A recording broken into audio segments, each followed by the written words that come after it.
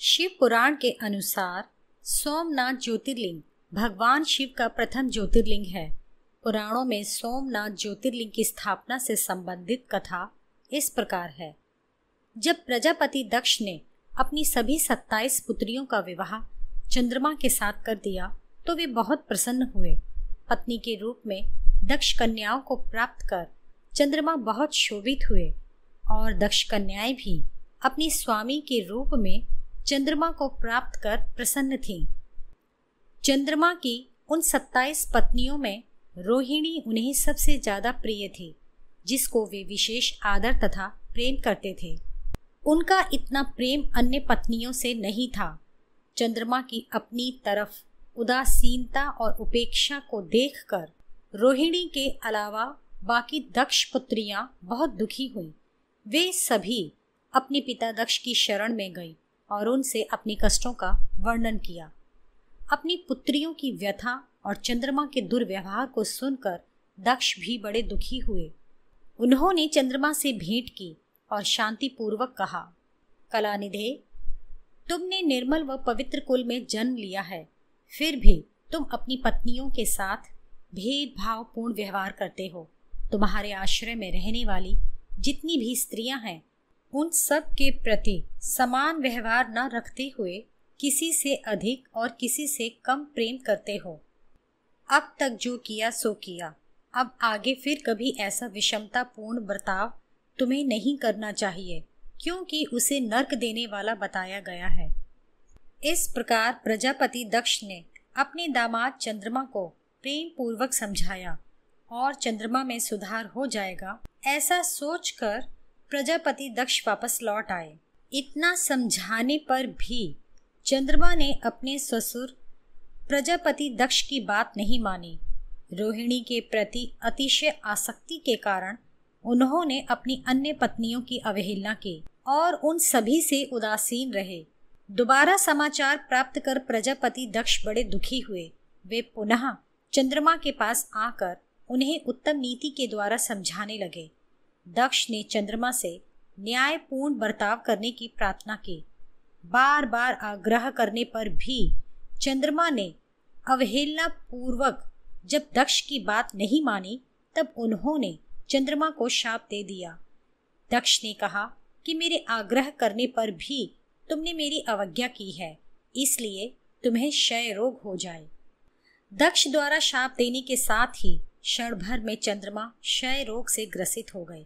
उनके क्षीण होते ही सर्वत्र हाहाकार मच गया।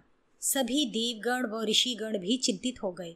परेशान चंद्रमा ने अपनी अस्वस्थता तथा उसके कारणों की सूचना इंद्र आदि देवताओं तथा ऋषियों को दी। उसके बाद उनकी सहायता के लिए इंद्र आदि देवता तथा वशिष्ठ आदि ऋषिगण ब्रह्मा जी की शरण में गए। ब्रह्मा जी ने उनसे कहा कि जो घटना हो गई है उसे तो भुगतना ही है, क्योंकि दक्ष के निश्चय को पलटा नहीं जा सकता। उसके बाद ब्रह्मा जी ने उन देवताओं को एक उत्तम उपाय बताया। ब्रह्मा जी ने कहा कि चंद्रमा देवताओं के साथ कल्याणकारक शुभ प्रभास क्षेत्र में चले जाएं। वहां पर विधि पूर्वक मृत्युंजय मंत्र का अनुष्ठान करते हुए श्रद्धा पूर्वक भगवान शिव की आराधना करें। अपने सामने शिवलिंग की स्थापना करके प्रतिदिन कठिन तपस्या करें। उनकी आराधना और तपस्या से जब भगवान भोलेनाथ प्रसन्न हो जाएंगे तो वे इन्हीं क्षय रोग से मुक्त कर देंगे। पितामह ब्रह्मा जी की आज्ञा को स्वीकार कर देवताओं और ऋषियों के संरक्षण में चंद्रमा देव मंडल सहित प्रभास क्षेत्र में पहुंच गए। वहां चंद्रदेव ने मृत्युंजय भगवान की अर्चना, वंदना और अनुष्ठान प्रारंभ किया। वे मृत्युंजय मंत्र का जप तथा भगवान शिव की उपासना में तल्लीन हो गए। ब्रह्मा की ही आज्ञा के अनुसार चंद्रमा ने 6 महीने तक निरंतर तपस्या की और वृषभ ध्वज का पूजन किया। 10 करोड़ मृत्युंजय मंत्र का जाप तथा ध्यान करते हुए चंद्रमा स्थिर चित्त से वहां निरंतर खड़े रहे। उनकी तपस्या से भक्तवत्सल भगवान शंकर प्रसन्न हो गए। उन्होंने चंद्रमा से कहा, चंद्रदेव, तुम्हारा कल्याण हो। तुम जिसके लिए यह कठोर तप कर रहे हो, उस अपनी अभिलाषा को बताओ। मैं तुम्हारी इच्छा के अनुसार तुम्हें उत्तम वर प्रदान करूंगा। चंद्रमा ने प्रार्थना स्वीकार करते हुए विनय पूर्वक कहा, देवेश्वर, आप मेरे सब अपराधों को क्षमा करें और मेरे शरीर के इस क्षय रोग को दूर कर दें। भगवान शिव ने तपस्या से प्रसन्न होकर चंद्रदेव से वर मांगने के लिए कहा। इस पर चंद्रदेव ने वर मांगा कि हे भगवान, आप मुझे इस श्राप से मुक्त कर दीजिए और मेरे सारे अपराध क्षमा कर दीजिए। इस श्राप को पूरी तरह से समाप्त करना भगवान शिव के लिए भी संभव नहीं था, अतः मध्य का मार्ग निकाला गया।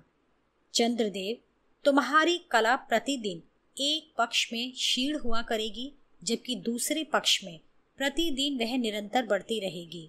इस प्रकार तुम स्वस्थ और लोक सम्मान के योग्य हो जाओगे। भगवान शिव का कृपा रूपी प्रसाद पाकर चंद्रदेव बहुत प्रसन्न हुए। उन्होंने भक्ति भाव पूर्वक शंकर की स्तुति की। ऐसी स्थिति में निराकार शिव उनकी दृढ़ भक्ति को देखकर साकार लिंग रूप में प्रकट हुए और संसार में सोमनाथ ज्योतिर्लिंग के नाम से प्रसिद्ध हुए। सोमनाथ का पूजन करने से वे उपासक के क्षय तथा कोढ़ आदि रोगों का नाश कर देते हैं।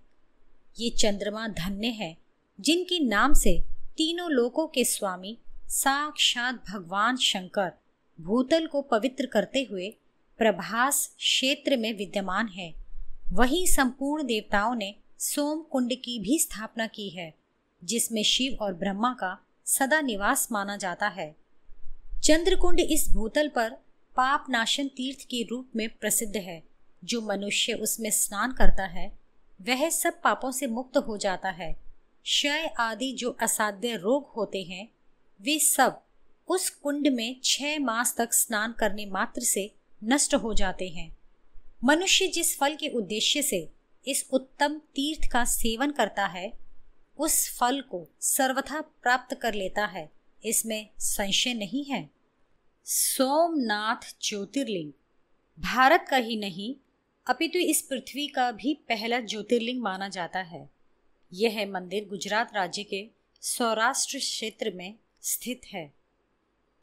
विदेशी आक्रमणों के कारण यह 17 बार नष्ट हो चुका है। हर बार यह बिगड़ता और बनता रहा है।